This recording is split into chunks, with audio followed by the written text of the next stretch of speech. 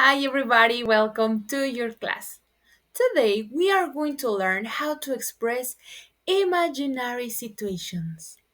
That situations that you just think and think and think, but they are very improbable.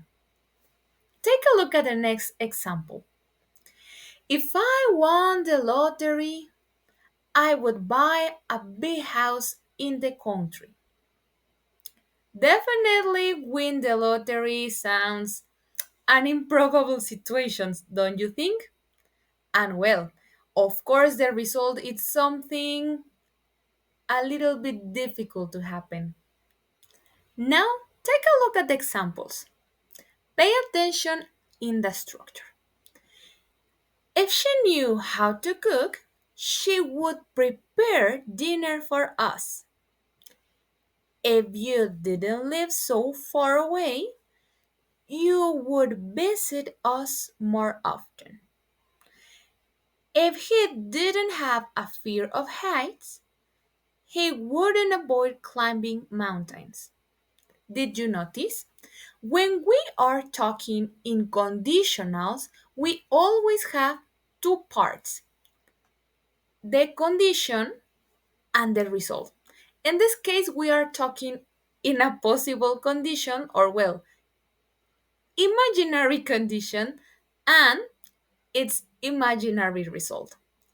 If you pay attention, in the imaginary condition, we have the structure of the past simple.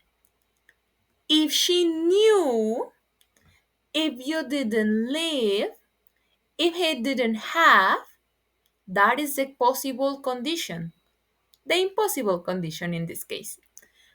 And the part of the result is using the auxiliary would.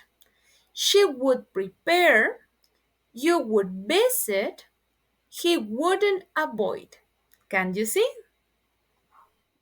Remember that we can use also first the improbable result and then the improbable condition. For example, I would take a vacation if my schedule were more flexible. Can you see? It's exactly the same if you use first condition and then result, or if you use result and then condition. Just remember, the condition part is always using if. If I could speak several languages fluently, I would apply for a job with an international organization, travel to different countries, and experience diverse cultures.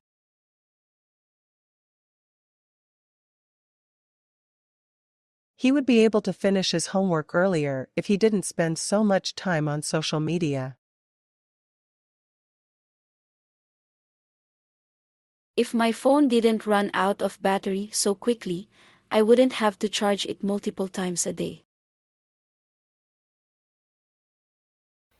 There is only one exception. As you know, when we have the verb to be in the past, we use was. But when we use the verb to be in the second conditional, we change it for were. For example, if I were you, I wouldn't mention it. Can you see? I'm using the past form were with my subject I. If I were you, If he were my boss, I'd look for another job. We wouldn't be worried about missing the gift for the party if the package were delivered on time. If the restaurant weren't so noisy, we wouldn't have to choose a different place for our dinner. finally, remember that we can also make questions using the second conditional.